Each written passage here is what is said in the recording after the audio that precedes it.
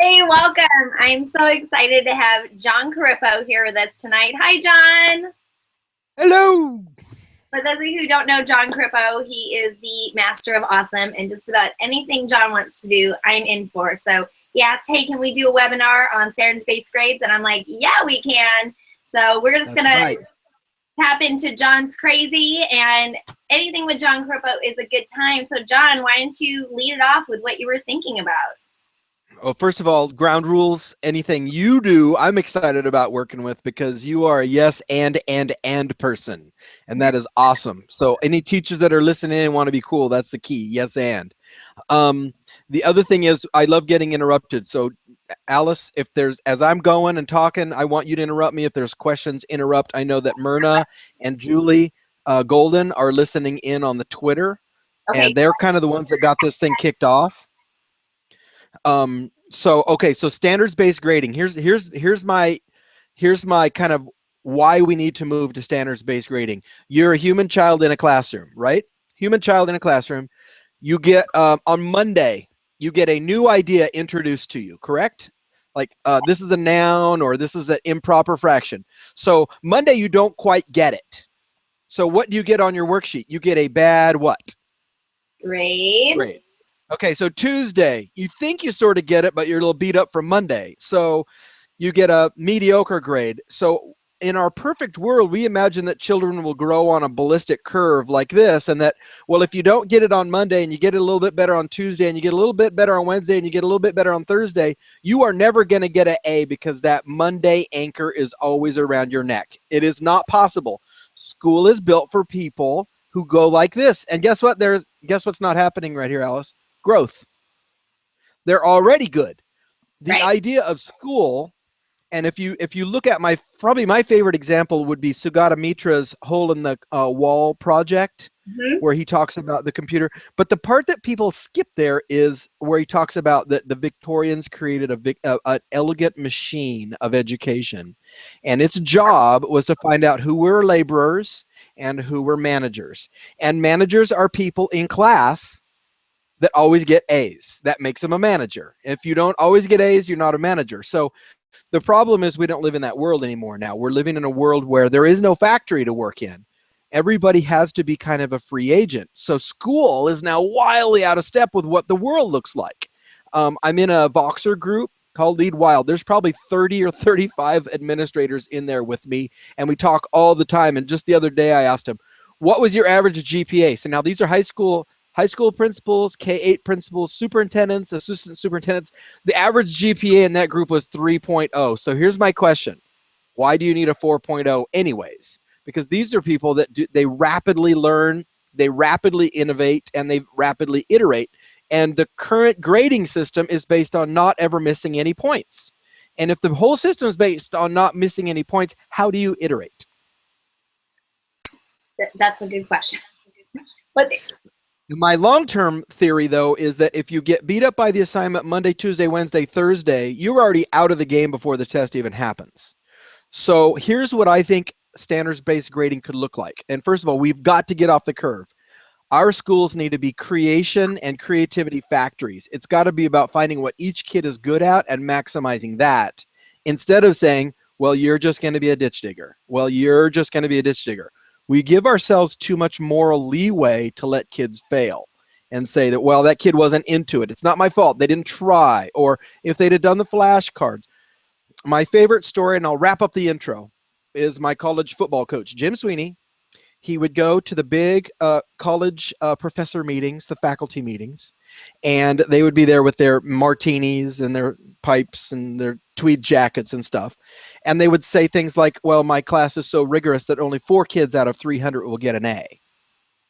And the guy next to him would say, well, that's nothing. My class is so rigorous, only 2 kids out of 300 are going to get an A. And Coach Sweeney would look at him and say, if I've got a football team that only 4 players are getting A's, I'm going to get fired. And that really, to me, is it in a nutshell. I need my class to master everything. Another fun quote along those lines is, there are no great orchestras, there are only great conductors. Think about that one for a second, because people can play individually, but the conductor is the one that makes the group successful, right? So that's kind of my That's kind of my background to kick this off. Does that make sense? You bet. I see you typing like crazy. What are you typing? I'm trying to. You're talking so fast. I'm trying to tweet out some of your key points, which are great. The bottom line, though, is we're moving to a mastery model. It's not okay. It's not okay to have some kids just fail over and over and over again. I agree.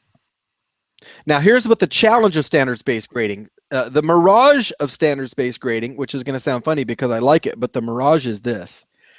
People say, well, you know, hey, man, if they can do the skill, we'll just mark it off, right?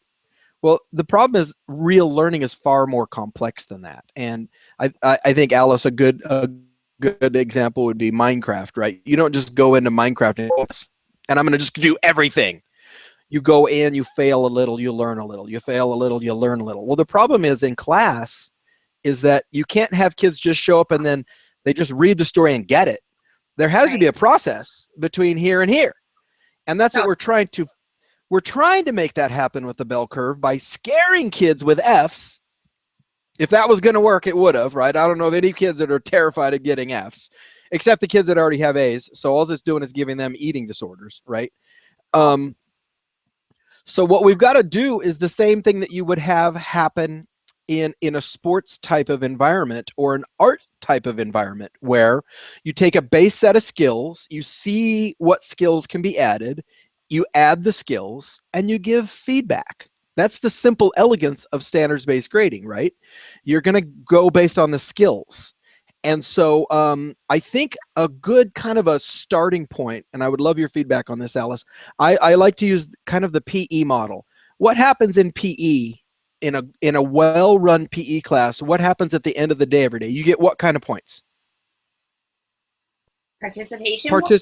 Right, you get participation points. And so if you participate every day, does that mean you're going to be the best football player in that flag football PE class? No. No. But it mean you are actively participating and learning some of the skills involved with that? Yeah.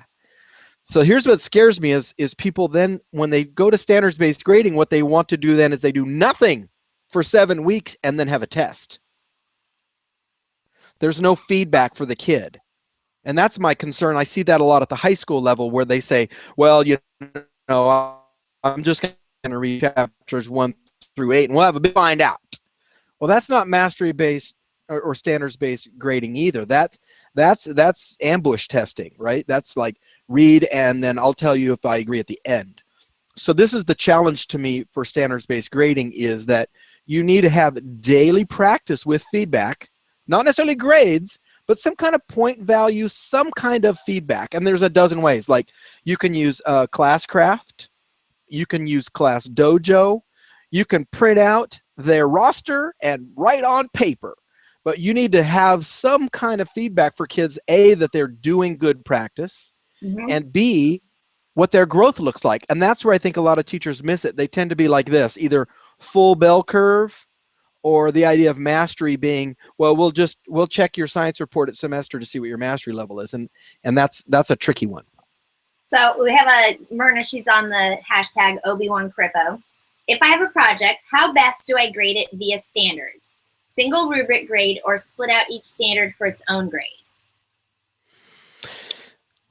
That's a tricky one. I got to back you up a little bit. I never do one project like that. So that would be a report template that we might do 4, 5, 6 times. Because if you break out the 20 standards and you only do one report, it's not enough reps. So we need to go back to that part. So what I like to do is like what I call a mini report, and then I add a few things to the rubric each time.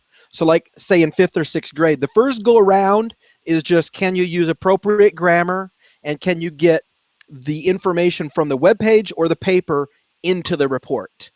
And then once we get some automaticity there, that might add parenthetical citation, or I might add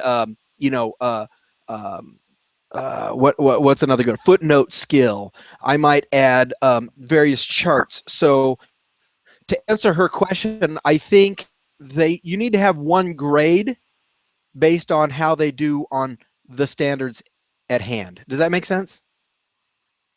Yes. I'm not a big fan of giving kids 30 grades for one assignment, if that's kind of what she was getting at. I think you have to have a holistic approach in the end. But that's the other piece of mastery learning, standards-based grading, is they may need to work on that report 2 or 3 times till it's perfect. It's not just practicing, but it's practicing perfectly. And that's another aspect too. I see Ashley Reed has a question here in the Hangout. How do we explain this to parents in a way that makes sense to them? Okay, so Ashley, here's my little secret on that. I just stay with the ABCD rubric. So what parents are seeing on the report card makes sense to them. My job, and so Alice is a math teacher, she'll get the number machine, right? My job is to take all that junk and put it in the number machine, and then it needs to come out as one of a ABCD thing so parents can translate it. Now, bear in mind, I'm not a fan of ABCD, but it's a transitional phase. I'm not going to stay there forever, but it's hard to take parents from ABCD to 8.2, 7.3, 5.9. They don't know how to relate to that. So that's just my take. I think for a couple of years, you get the backside of it right, which is the kid feedback, the kid assessment, and then you number machine that into parent land, right?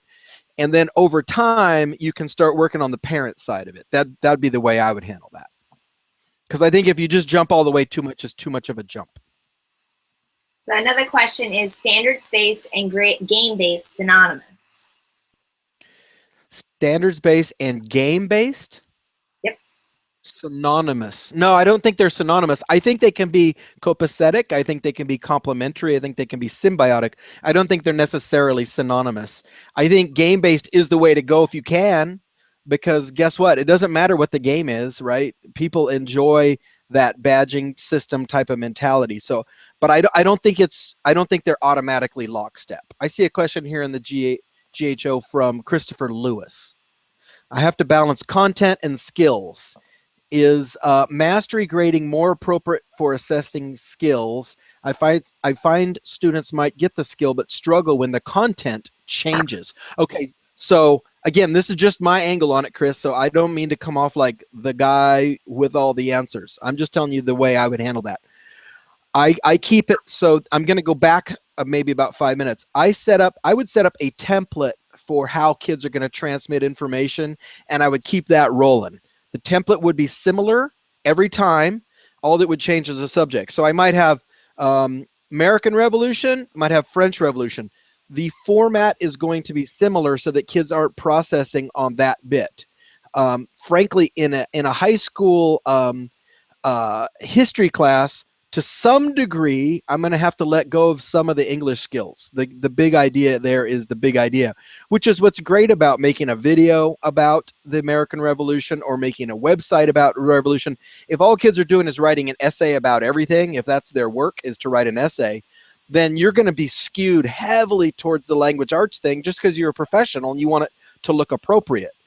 But if it's a presentation, if it's a website, if it's a video, there's still an element of being professional, but you're not as leaned as much towards the essay writing skills. So I hope that helps on that a little bit, Chris. But I think in the end, you got to skew towards the content because that's the reason they're in the history class. Now that being said, while we don't really have Common Core for history, there's no Common Core context for history right now that I've seen. It's behind whatever they're doing in science right now. If I was teaching science full-time, what I would be doing is looking at a lot of those language arts crossover elements like, again, research report writing skills, bias detection, things like that. I'd be weaving that into my history class because that's going to make kids better students from the school's perspective. As a school, you're producing kids with better language arts skills that are in the context of their history skills. So hopefully that helps a little. I just found those questions that you like. Where are you getting these questions? They're on the sidebar. They are if you click the Q&A button. So those of you who are watching, there is a Q&A option that you can insert that, ask a question right into the Google Hangout, or we are using the hashtag Obi-Wan Corippo on Twitter, and I'm monitoring that for questions. So John, we have another question. Highest achievement on a standard concept during term would be reflected in the grade, correct?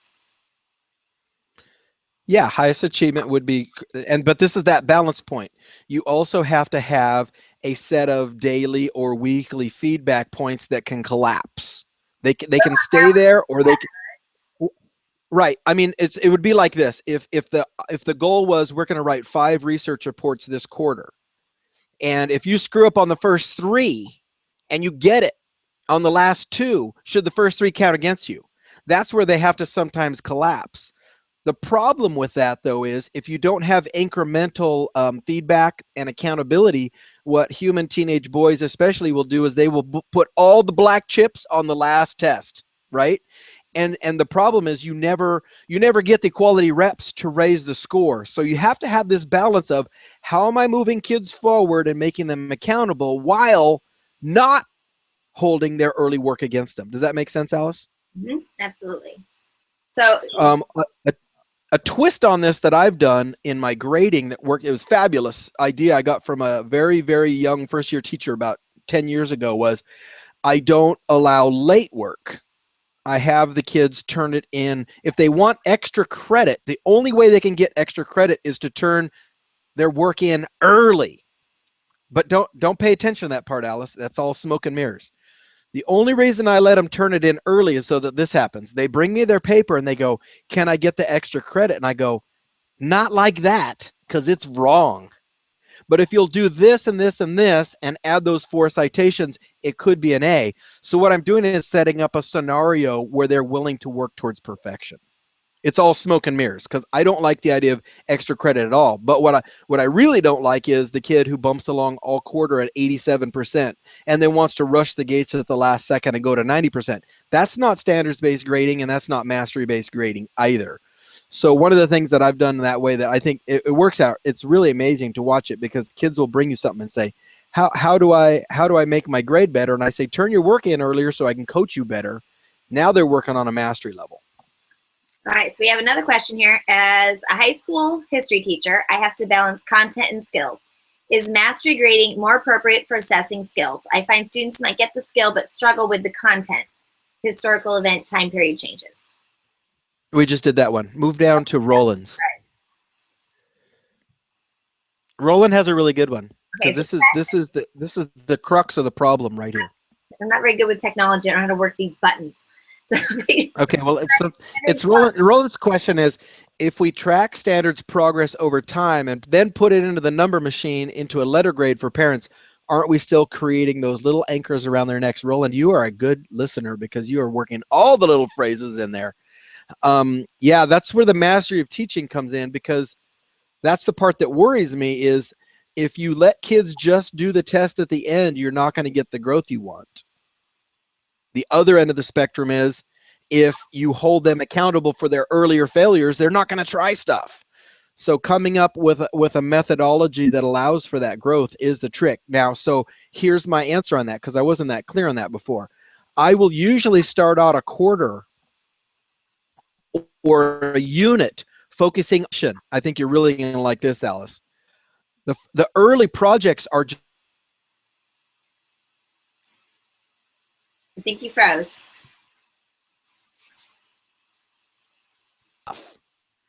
Corippo, I think you froze. Oh, no, you froze. Okay. All right, I'm back.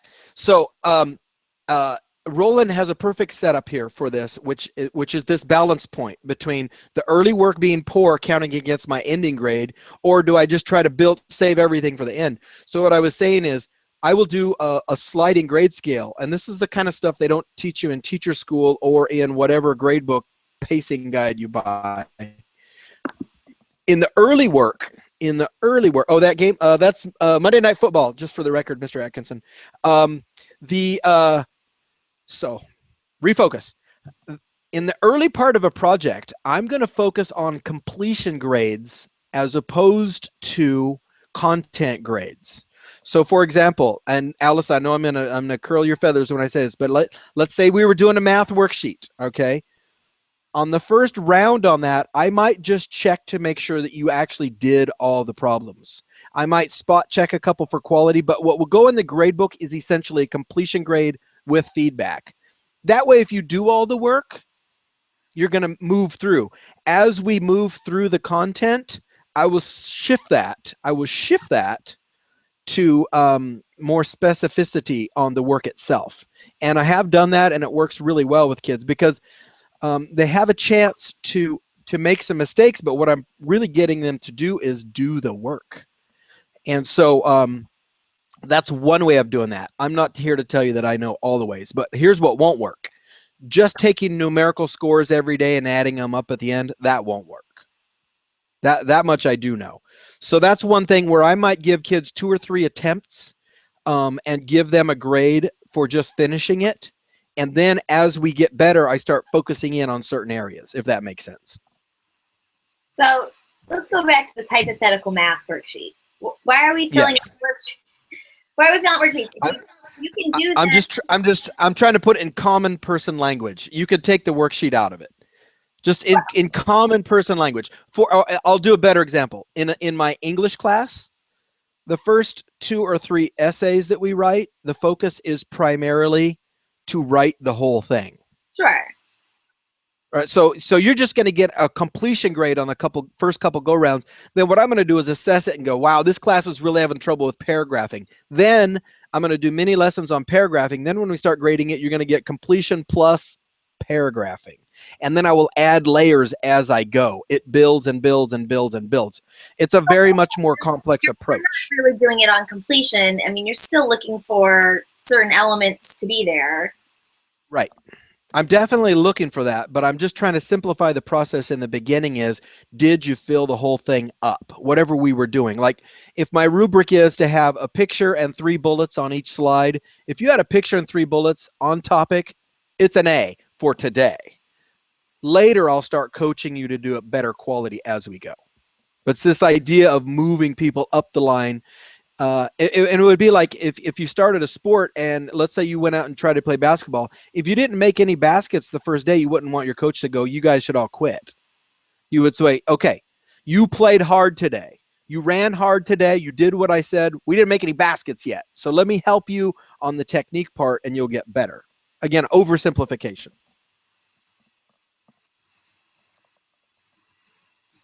And Myrna, just a quick question for you. I typically do just go on kind of a 4-point rubric. Although since I've left the classroom, I've really started to get freaked out by this whole 0 thing. You know, the 50% F is a problem because it's essentially a double negative, right? Would you agree with that, Alice? Well, just that you have a score that doesn't actually represent your knowledge bothers me. I mean, the 0. Right. Well, which a good place where I've run into that is when I worked at Fancher Creek in Clovis, I had 11 pull-out programs, and I got tired of tracking all that, and I just decided to try something, and I said this, here's the deal. I'm going to grade kids on what they did turn in. I'm not going to grade what they didn't turn in. I'm going to grade what they did turn in. Now, as a human teacher, I'm going to chase them around, and I'm going to try to get them to turn in as many as possible, right? I had a little system where if they were pulled out for choir or they were pulled out for Falcon Friends or they were pulled out for resource or EL, if they were pulled out for something, I would give them a little ticket. And so then I didn't have to put that as a negative in the grade book. And guess what happened? Nothing. They were all fine. They were all fine. This kid didn't do 3 of the 11 spelling tests. Net effect, nothing. And some of that is over focusing on how important our lectures are.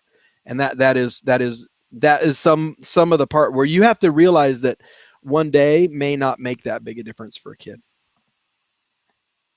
It's true. Good answer. So I'm not sure, did we answer this question fully? Do you follow traditional percentiles? This year I only grade via 4-point rubric. So, but if you've got A, B, C, D, F, I'm a little confused here where they're saying C is 40 to 60. I would like to hear. I've heard of people now. My buddy Ken Durham does a thing at their high school where you can't get a D or an F. You can only get a no mark. See, in high school, it's all about getting your units, right? So Ken's theory is if you don't get an A, B, or a C, you're going to take the class again, but it won't hurt your GPA. You're just going to have to take the class again. We don't have to be punitive about it. And that punitive bit, I think, is another problem where I've heard teachers say, well, you know, he turned in his work late and I'm going to wait a week to grade it because it took him a week to turn it in.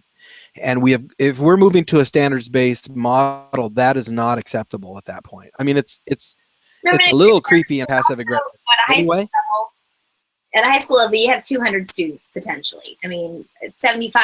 In my lowest year, I had 75. You know, all the way up to almost 200. And those Spanish classes had 200 students in them. And so to say that I can give feedback back quickly, it doesn't take a whole lot of math to figure out. You know, 1 minute per kid is several hours of my life, and I'm going to spend more than 1 minute each. So, you know, I think on top of this, you got to incorporate peer evaluation, self-evaluation. yeah. Yeah, It's a whole thing, right? You can't just do the same old thing and say I'm gonna mastery grade it, right. Because the feedback won't be there, the lesson design won't be there for that to happen. You'll like this one too. Here's a comment. So if any of you guys are going one-to-one or getting ready to go one-to-one, I'm gonna hurt everybody's feelings right now. Going one-to-one will not raise achievement, and it will definitely not raise your grades. Why not? Well, because you're still gonna have kids who do a D with a Chromebook. It's not going to raise that. The only way to change the academic outcomes is to change the lesson design. You can't change the academic outcomes by changing the device. That would be like saying, well, if technology was going to raise scores, if we went to a worse grade of paper, scores would go down. So if we were using like papyrus, the scores would have to go down. And it doesn't make sense going the other direction. Ashley Reed, how does technology play in a standards-based grading? It's huge. It is huge. Can I say this? It is huge. Because here's my favorite example I just realized. Okay, so you get a stack of papers, right? And you've been here, Alice, right? Stack of papers to grade. Mm-hmm. Stack of papers. Oh my God. Well, grading a stack of open-ended items is going to take forever, because you're going to see this page 3 number 4, page 3 number 4 over and over again. If you put those, just by putting those into a spreadsheet, you can now see the flow of the whole class.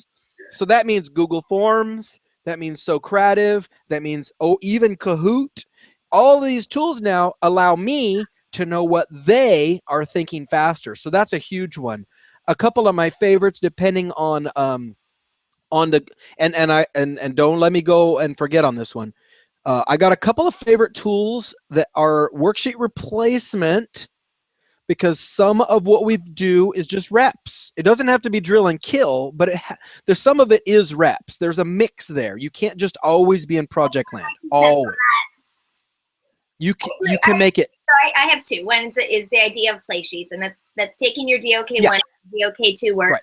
And you put it into a digital worksheet, so to speak, but the kids are getting immediate feedback, which is a huge improvement. Exactly.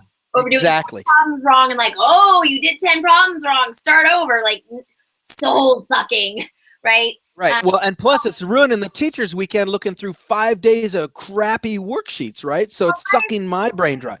So that's that place. Anyway. That's that place where technology changes that. Like one of my little favorites that it's free, so it's a great thing to try, is MobyMax, MobyMax. It'll do things like MathFacts. It'll automate that process, and it's right what you said, Alice.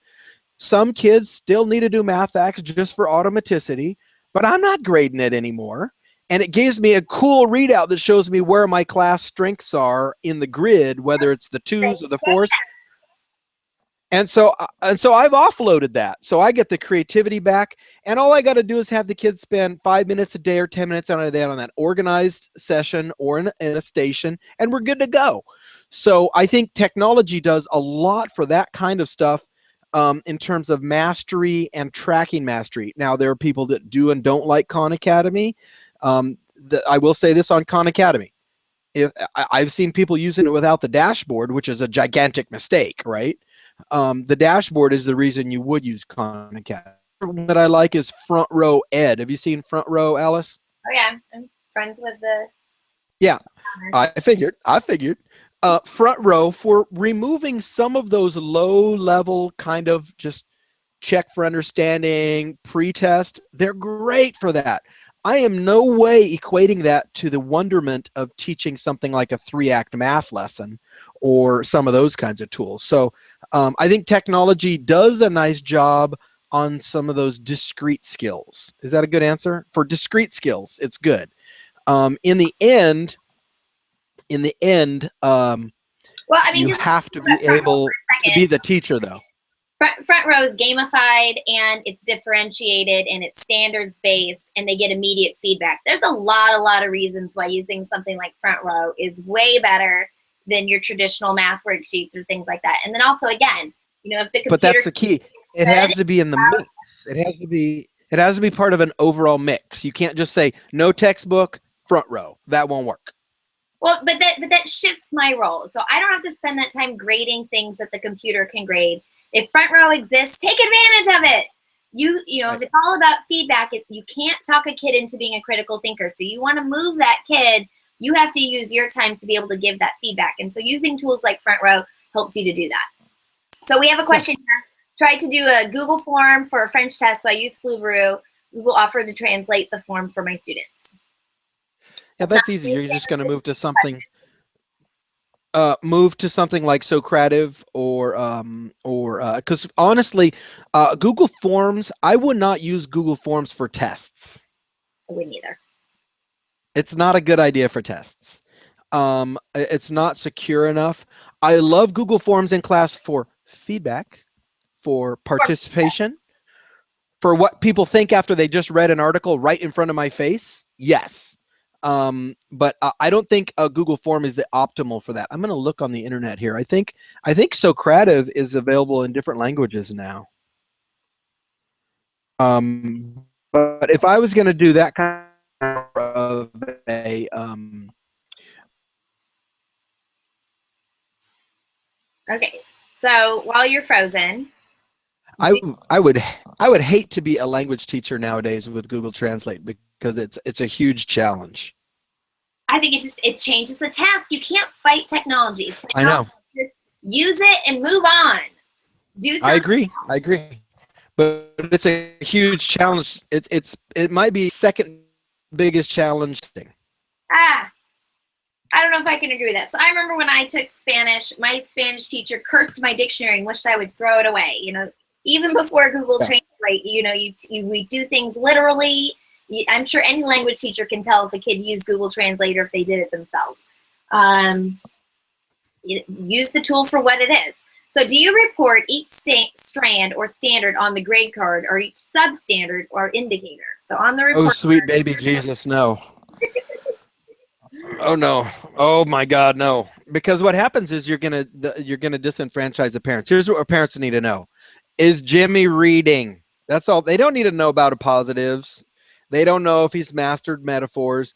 That feedback can come in other ways, and I'll give you some good examples. Have you seen, now, and I think we talked about this one, but like Fresh Grade is a free app that allows you to give parents feedback on actual student work. So like with Fresh Grade, what you do, if I get this right, is you go around and take pictures of all the kids' essays and send it to the parents with comments of what you think is going bad and what you think is going well. That's a totally different approach than here's a number. I think your kid's a number. If you can show them the artifact that the kid drew or, you know, the math work and say, this is this math work, what do you think, parents?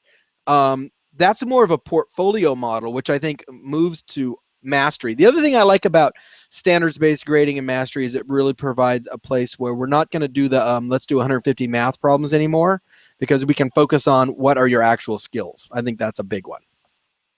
So just coming back for a second, how much I agree with your comment. I think of myself as an expert in data and databases. I have a nerdy love of data. I have a math degree. I taught math.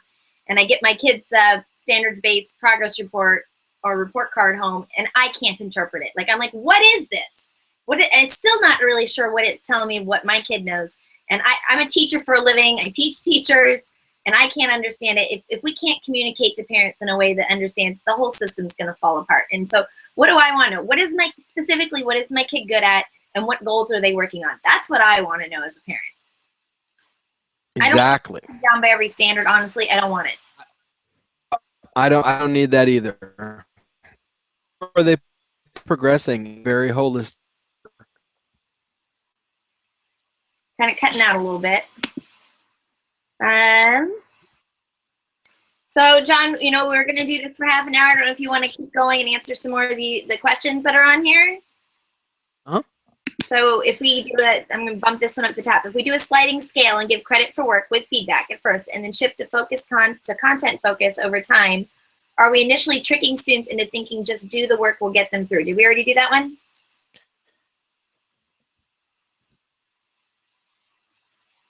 Oh, you fuzzed out at the end there. Did we already do this one? Are we tricking students into thinking the work, just doing work is going to get them through?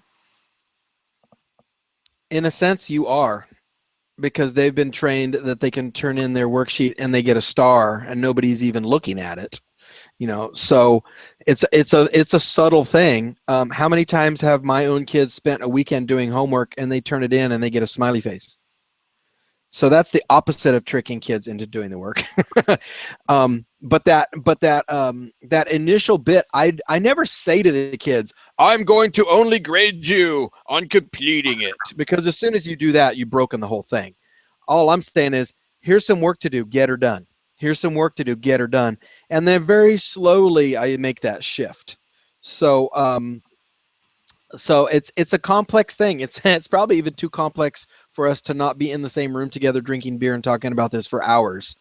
But here's another thought for you there, Roland. What's the number one reason kids get Fs? Because they can't do the work or because they don't do the work? The most popular answer is because they don't do the work. So if my first trick is to get them to do the work, then I can get them to grow more. Well, but I'm not going to sit there and discreetly say, well, I'm going to grade this and that and this and that. Well, I like your idea of ramping up the assignment. You know, starting at something they can do, building you start adding layers. That's fantastic. And you know, where I get into is when we give kids an assignment that some of them literally cannot do. My husband teaches English and he assigns the kids to read Jane Eyre. Some of them are not at a reading level that they can read it. So what is their choice? Yeah, now that's a totally different animal. That right there is a totally different animal. That's where he's got to come back and say, okay, guys, hold on.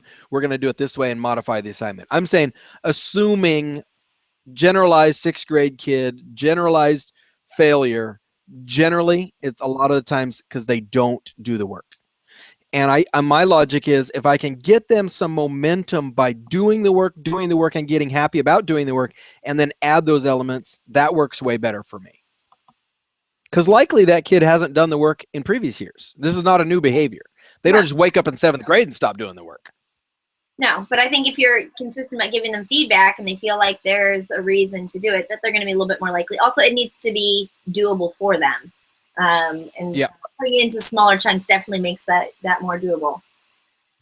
Most kids get Fs because they don't do the work. I don't accept Fs. That means they automatically need to redo. Thank you so much, John and Alice, for facilitating. So thanks, Smyrna. Appreciate you. Smyrna. Well, John, this was fun. So it's 6:38. I think we've made a dent tonight. Yeah, it was really good. So you have to plan your next topic. There were a couple of recommendations on the side as to what to have you talk over next. So we'll look forward to doing this with you again. Okay. We'll see you maybe on the other side of the holidays. How's that? That sounds good. Happy Monday Night Football. Okay. Thanks, you guys. I'll see you on the Twitter. If you disagreed or need to follow up, I'm here to talk about it. It's true. @Jon Corippo. Bye.